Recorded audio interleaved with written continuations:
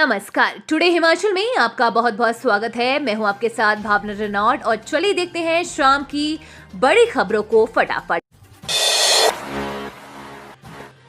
सरकारी स्कूलों में अब छात्रों को पहली कक्षा से ही मिलेगा पढ़ाई के लिए हिंदी इंग्लिश मीडियम चुनने का मौका, आदेश जारी। हिमाचल के सरकारी स्कूलों में अब हिंदी व अंग्रेजी दोनों माध्यमों में पढ़ाई करवाई जाएगी। शिक्षा विभाग ने इसका विकल्प बच्चों को दे दिया है। यदि वे हिंदी मीडियम में पढ़ना चाहते हैं तो हिंदी में पढ़ाई कर सकते हैं और अगर अंग्रेजी मीडियम में पढ़ना चाहते हैं तो अंग्रेजी में पढ़ाई कर सकते हैं। पहले सरकार ने कक्षा 1 व 2 में अंग्रेजी में पढ़ाई करवाने का निर्णय लिया था। वीरवार को इसमें संशोधित आदेश जारी किए गए हैं। हिमाचल प्रदेश के 10,300 प्राइमरी स्कूलों में ये नियम शैक्षणिक सत्र 2024-25 से लागू हो जाएगा। मुख्यमंत्री सुखविंदर सिंह सुक्खू ने स्कूलों में अंग्रेजी माध्यम में पढ़ाई करवाने की घोषणा की थी। अब इसमें बड़ा बदलाव किया गया है। सरकाघाट के भलियारा में पलटी एचआरटीसी की बस, 4 जख्मी।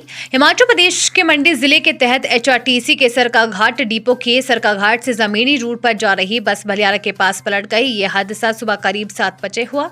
हादसे के समय बस में 5 लोग ही सवार थे। अचानक भलियारा के पास ब्रेक नहीं लगने के चलते बस अनियंत्रित होने लगी, लेकिन चालक की सूझबूझ से ये सड़क पर ही पलट गई और सभी सवारों को हल्की चोटें लगी। 4 घायलों को तुरंत सीएससी जमीनी में पहुंचाया गया, जहां पर उनका उपचार चल रहा है। उधर हादसे की जांच भी शुरू हो गई है। आरएम सरकाघाट मेहर सिंह ने बताया कि उन्हें हादसे की सूचना मिली है। हादसे का कारण तंग सड़क पर ब्रेक फेल नहीं लगना है, यानी कि ब्रेक नहीं लगना है, लेकिन फिर भी तकनीकी जांच के लिए टीम को गठित किया गया जो कारणों का पता लगाएगी। कहा गया कि उस समय बस में ये 6 लोग सवार थे, उसमें से 4 ही घायल हैं। भाजपा अध्यक्ष जेपी नड्डा ने सोलन में किया रोड शो, बोले कांग्रेस करती है जाति की राजनीति। भाजपा राष्ट्रीय अध्यक्ष जगत प्रकाश नड्डा का शुक्रवार को सोलन पहुंचने पर कार्यकर्ताओं की ओर से जोरदार स्वागत किया गया। नड्डा का परवाणु से सोलन तक जगह जगह स्वागत हुआ। इसके बाद सोलन मॉल रोड पर आईटीआई गेट से पुराने बस अड्डे तक जेपी नड्डा का रोड शो हुआ। इसमें बड़ी संख्या में भाजपा कार्यकर्ता शामिल हुए। रोड शो में नेता प्रतिपक्ष जयराम ठाकुर, भाजपा प्रदेश अध्यक्ष डॉक्टर राजीव बिंदल भी मौजूद रहे। पुराना बस अड्डा में जनसभा को संबोधित करते हुए जेपी नड्डा ने कहा कि कांग्रेस जाति की राजनीति करती है, लेकिन मोदी ने देश में 4 जातियों को तवज्जो दी, महिला, युवा, किसान और गरीब। नड्डा ने कहा कि चीन तक मोदी की तारीफ कर रहा है। नड्डा ने सुक्खू सरकार पर निशाना साधते हुए कहा कि प्रदेश सरकार ने 900 संस्थान बंद कर दिए, 200 अस्पतालों को हिमकेयर इलाज का पैसा नहीं मिला। कहा, मेरा अभिनंदन करने से काम नहीं चलेगा। चुनाव के समय लोग भूल जाते हैं कि भाजपा ने कितना विकास करवाया। सोलन के कार्यक्रम में जिला सिरमौर से करीब 5,000 कार्यकर्ता और जिला सोलन से 6,000 के कार्यकर्ताओं ने भाग लिया। जिनको विजिलेंस से क्लियरेंस मिलेगी उन पदों पर शुरू हो जाएगी भर्ती प्रक्रिया। नवगठित राज्य चयन आयोग की ओर से भर्ती किए जाने को लेकर कुहासा को छटने की संभावना है। राज्य विजिलेंस से भर्तियों का ब्यौरा क्रमिक सचिव लेंगे। ऐसे में विजिलेंस की तरफ से जिन पोस्ट कोड की भर्ती में क्लियरेंस मिलेगी उन्हें नवगठित आयोग आगे बढ़ाएगा। हिमाचल प्रदेश राज्य चयन आयोग ने क्रमिक विभाग को पत्र लिखा है। पत्र में सचिव क्रमिक राज्य विजिलेंस से पेपर लीक मामले में जांच के दायरे में चल रही तमाम भर्तियों का ब्यौरा लेने का आग्रह किया गया है।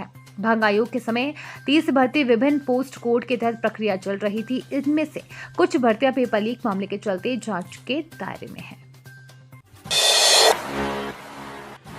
कड़ाके की ठंड की चपेट में हिमाचल, जमने लगा पाइपलाइनों का पानी, 3 दिन का येलो अलर्ट जारी। शिमला सहित प्रदेश के कई स्थानों पर वीरवार को बादलों और हल्की धूप के साथ दिन की शुरुआत हुई। दोपहर बाद बादल छट गए। इसके बावजूद अधिकतम व न्यूनतम तापमान में 1 से 2 डिग्री सेल्सियस की गिरावट दर्ज की गई है।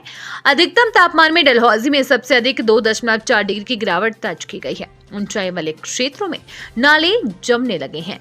मौसम विभाग के मुताबिक आज मौसम के साफ रहने का अनुमान है। हालांकि निचले हिमाचल के 6 जिलों में धुंध के कारण यातायात सेवाएं प्रभावित हो सकती हैं। तापमान की बात करें तो शिमला में अधिकतम 15 और न्यूनतम 4 डिग्री सेल्सियस दर्ज किया जाएगा। तापमान में गिरावट आने से प्रदेश में ठिठुरन बढ़ गई है। लोग सुबह शाम के समय अपने अपने घरों में पैक होने लगे हैं। शिमला बिजली बोर्ड कर्मचारियों ने चेताया, बोले अनदेखी होती रही तो प्रदेश में हो सकता है ब्लैकआउट।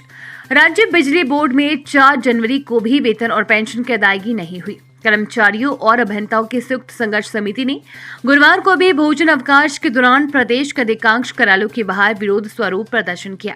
बिजली बोर्ड की अफसरशाही इन दिनों दिल्ली में व्यस्त है। प्रधान सचिव ऊर्जा भरत खेड़ा और बोर्ड के प्रबंध निदेशक हरिकेश मीणा मुख्यमंत्री सुखविंदर सिंह सुक्खू के साथ दिल्ली गए हुए हैं। बोर्ड के इतिहास में पहली बार वेतन पेंशन देने में इतनी अधिक देरी हुई। मामले को लेकर चर्चा करने के लिए उच्च अधिकारी नहीं मिलने से भी कर्मचारी यूनियनें भड़क गई हैं। यूनियन पदाधिकारियों का कहना है कि अगर हमारी अनदेखी की गई तो प्रदेश में ब्लैकआउट की नौबत भी आ सकती है। इसके लिए बोर्ड प्रबंधन और सरकार जिम्मेवार होगी। अब प्रदेश के रेस्ट हाउसेस के 1800 कमरों में मिलेगी वीआईपी सुविधा। ठहरने वाले लोगों को परोसा जाएगा पसंदीदा भोजन। सरकार ने निर्णय लिया है कि राज्य के विभिन्न भागों में अंग्रेजों के जमाने के विश्राम गृहों के साथ साथ सभी 250 विश्राम गृहों व परिधि गृहों की हालत सुधारी जाएगी। हर विश्राम गृह और परिधि गृह के कमरों को वीआईपी कमरों जैसी सुविधाएं तैयार की जाएंगी।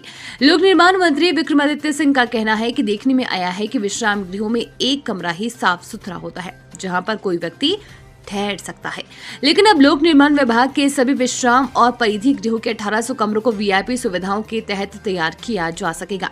इसके लिए एक सोसाइटी का गठन किया जा रहा है जिसकी औपचारिकताएं राज्य पंजीयक विभाग में पूरी की जा रही है। शिमला मटौर एनएच पर तेज रफ्तार कार ने रौंद डाली, 2 राहगीर एम्स बिलासपुर में भर्ती। एनएच शिमला मटौर वाया जुखाला पर एक तेज रफ्तार कार 2 राहगीरों को रौंद डाला।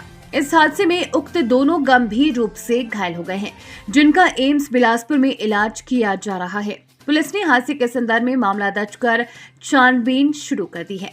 जानकारी के अनुसार एनएच शिमला मटौर वाया जुखाला पर गसौड़ के पास अनिल कुमार व गोपाल दास सड़क किनारे पैदल जा रहे थे। इस दौरान गसौड़ की तरफ से आ रही एक तेज रफ्तार कार ने दोनों को टक्कर मार दी। कार की टक्कर से दोनों घायल हो गए। घायलों को पहले सीएससी मारकर ले जाया गया, जहां से प्राथमिक उपचार के बाद उन्हें एम्स बिलासपुर रेफर कर दिया गया। यहां उनकी हालत स्थिर बताई जा रही है। वहीं हादसे की सूचना मिलते ही पुलिस मौके पर पहुंची तथा चालक के खिलाफ मामला दर्ज कर छानबीन शुरू कर दी है। डीएसपी जिला मुख्यालय मदन धीमान ने घटना की पुष्टि की है।